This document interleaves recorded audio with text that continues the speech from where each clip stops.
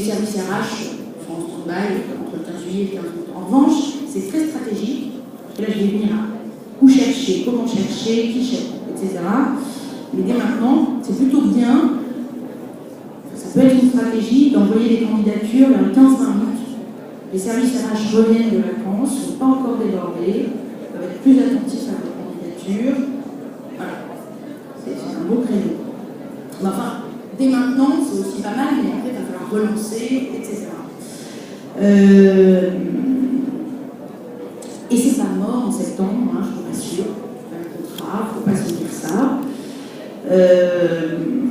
Alors, ce qui est difficile pour vous, surtout si vous êtes jeune, vous sortez du bac, ou même vous sortez déjà de 2 ans de lycée. Bon, vous n'êtes pas encore retrouvé dans la situation de chercher du travail.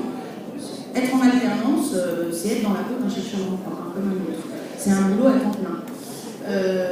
Ça demande une organisation, une gestion de son temps, de se dire, voilà comment j'organise ma semaine, parce que la semaine prochaine, je la consacre, avant de partir en vacances, à des candidatures. Comment je fais?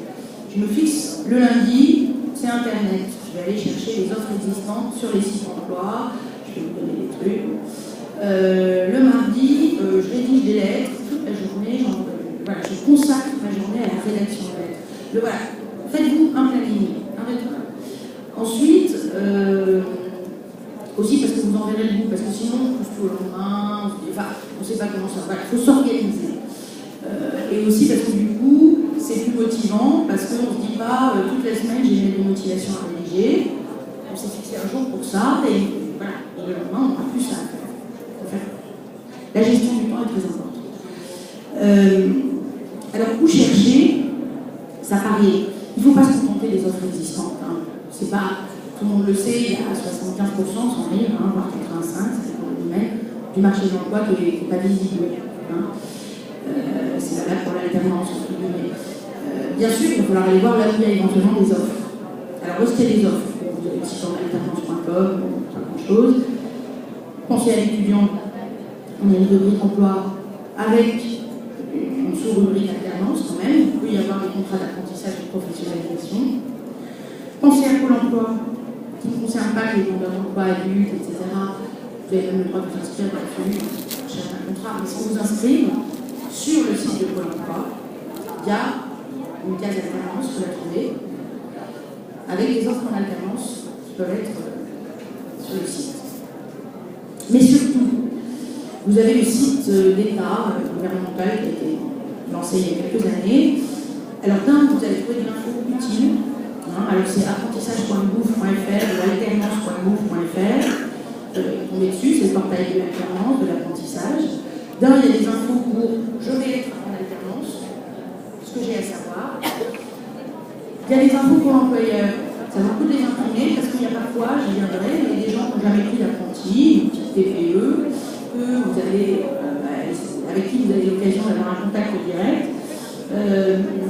Et vous pouvez convaincre que ça vaut le coup de prendre un apprenti et lui faciliter le travail en lui montrant que les démarches administratives sont extrêmement simples et rapides, que ça ne va pas lui coûter grand-chose et que vous allez lui apporter beaucoup, etc. Mais surtout sur ce site, il y a des offres. Normalement, c'était censé même répertorier toutes les offres de France.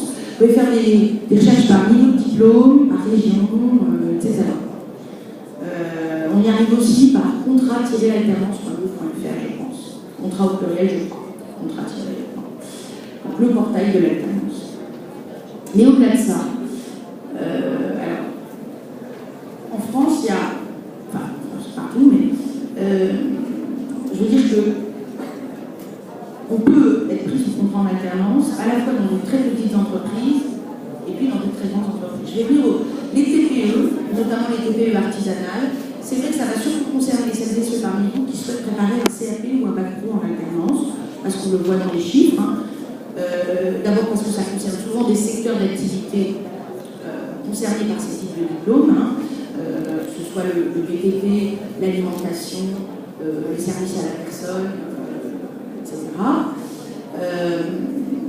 Ça va être un plombier qui prend un apprenti dans une toute petite entreprise, hein, de 2-3 personnes, ou une apprentie, voilà. Ça va être un maréchal ferrant ou une maréchal ferrant qui prend son apprenti de l'année, un CAP qui part un maréchal ferrant. Qu'est-ce que je voulais dire? Voilà. Les TPE, notamment artisanales. Mais on voit que même dans les TPE artisanales, qui sont quand même celles qui forment le plus d'apprentis CAP Bac Pro, il y a quand elles formaient que des apprentis CAP, aujourd'hui, il y a plus de Bac Pro, et on voit qu'elles commencent à avoir 12%, 13% des alternants qu'elles prennent, qui préparent un diplôme de niveau Bac plus 2 ou 3. Déjà, ce qu'on voit aussi dans les chiffres, c'est que l'apprentissage se développe. Il y a une volonté politique derrière, après il faut s'assurer au niveau des employeurs, enfin tout est fait pour les inciter à. Les régions notamment aujourd'hui appuient énormément les choses. Et donc, ce qui s'est beaucoup développé, c'est en fait l'alternance dans les études supérieures. 2, 3, 5. Et là, c'est vrai que ça concerne en grande partie les grandes entreprises qui ont une politique de l'alternance, qui ont les moyens de leur service ressources humaines de mettre en place tout ça. Donc, là, évidemment, il ne faut pas négliger ces employeurs-là. Il faut aller sur les sites internet de ces entreprises. Donc, les sites internet des grandes banques, si vous êtes dans une formation commerciale, gestion, etc. Les sites internet des grandes entreprises que vous connaissez tous, les grands énergéticiens, EDF, RDF, GDF Suez, Veolia, la SNCF, la RATP, etc. Les grandes entreprises. Elles ont un site internet, elles ont une page qui s'appelle Nous rejoindre, recrutement, nos métiers, ressources humaines. Et sur cette page, il y a souvent une rubrique étudiant ou alternance. Il y a parfois le contact mail de la personne en charge de l'alternance. Alors globalement, je leur dirais, mais pour vos candidatures, il faut absolument essayer d'envoyer une candidature à une personne, à un nom. Quand une candidature arrive à l'étudiant sur le fax ou la photocopieuse, elle finit à une poubelle dans les 3 heures qui suivent. Quand elle arrive par courrier comme ça, à personne, elle arrive à personne. Bon. Alors évidemment, il y a d'un côté la candidature au service ressources humaines. Si vous essayez d'avoir le nom du directeur ou de la directrice des ressources humaines, c'est encore mieux. C'est pas compliqué d'avoir le nom d'une directrice ou d'un directeur des ressources humaines. Sur les sites des entreprises, il y a des organigrammes, il y a nos services, et vous voyez les services, qui est rare, c'est pas très difficile. Sinon, c'est pas grave. Envoyer au service ressources humaines et les mettre à l'attention du ou de la responsable des ressources humaines. Bon. Il faut envoyer une candidature RH. Mais si vous réussissez à avoir le nom, ou au moins le nom du service qui peut vous concerner, c'est-à-dire envoyer votre candidature à un opérationnel. C'est-à-dire que si une candidature à l'étudiant, elle arrive chez moi, plutôt que service ressources humaines, par exemple, pour faire une présentation, peu importe, mais plutôt qu'au service ressources humaines. Ça peut vachement mieux marcher quand même. Parce que si moi j'ai un besoin, je vais relayer, voilà. Si vous voulez bosser dans un service communication, c'est bien d'envoyer au service ressources humaines, mais si vous avez le nom du DIRCOM ou de la DIRCOM de la boîte, envoyez le DIRCOM ou la DIRCOM de la boîte. Alors, les sites des grandes entreprises, où vous pouvez souvent être candidat directement sur le site, et ça c'est ce qui arrive au service ressources humaines. Et ensuite, il faut mieux essayer d'avoir le mail d'une personne qui vous envoie votre candidature par mail. J'évoque peu les candidatures par courrier parce que ça devient marginal. Alors ça devient marginal, mais après c'est toujours pareil. Les petites TPE, le garage du coin où je peux préparer mon bac pro méca, ça d'abord j'y vais. J'y vais. Donc vous voyez, selon les petites entreprises, le type de contact est un peu différent. Mais les candidatures sont principalement numériques aujourd'hui. Et j'envoie mon CV avec les motivations en pièce jointe. Et le mail d'accompagnement va être important pour réunir aux candidatures. Je finis sur où chercher. Alors les sites d'emploi, c'est pas miraculeux, mais enfin, il faut regarder un peu. Alors il y a des gros, historiques, Monster et quel job, je sais quoi. Mais Région Job, c'est un bon plan. Parce que Région Job, c'est ciblé par région.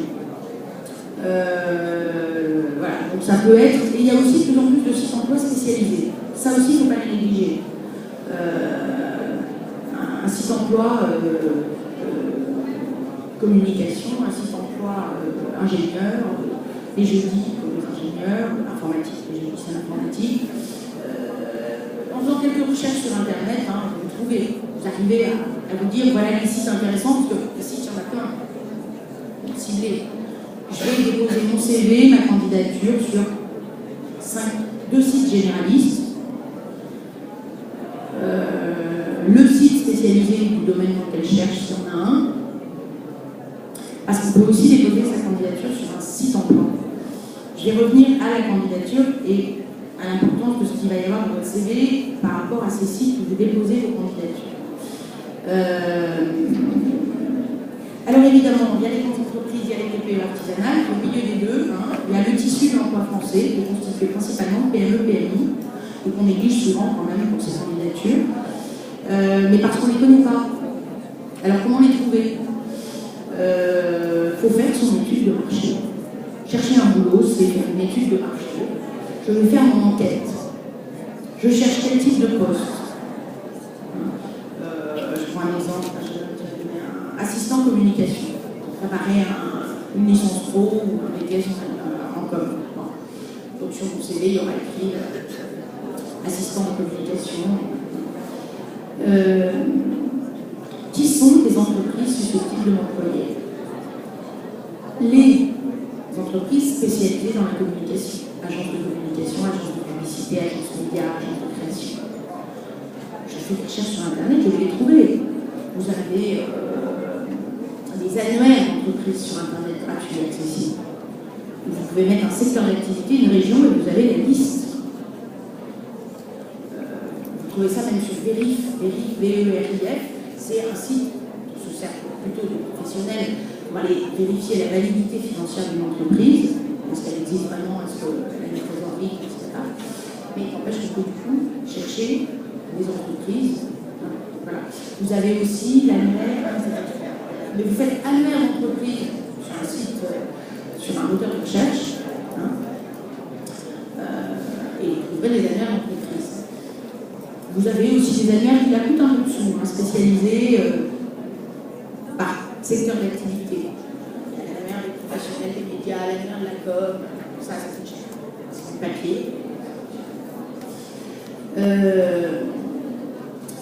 Donc, les entreprises en com, voilà, je prends agence de com, agence de pub, mais c'est aussi, toutes les entreprises, beaucoup d'entreprises, pas toutes, pas les TPE, elles ne sont pas un service com, et les PME, pas toutes. Toutes les grandes entreprises ont un service communication. Donc finalement, c'est aussi le service communication de toutes les grandes entreprises. Voilà, il faut faire votre étude de marché de où je peux trouver du boulot. Qu'est-ce que je voulais souligner à propos de ça? Oui, voilà, je vous donne un truc, mais c'est celui-là, je l'ai donné sur même aujourd'hui, voilà, par exemple, les écoles supérieures, la formation, c'est aussi des organisations. Il y a ce jeune qui cherche dans la com, des gros services com, et pensez, les écoles. Alors la fonction publique, il ne faut pas la négliger. On n'y pense pas beaucoup parce que pendant très longtemps, elle n'a pas du tout d'alternance.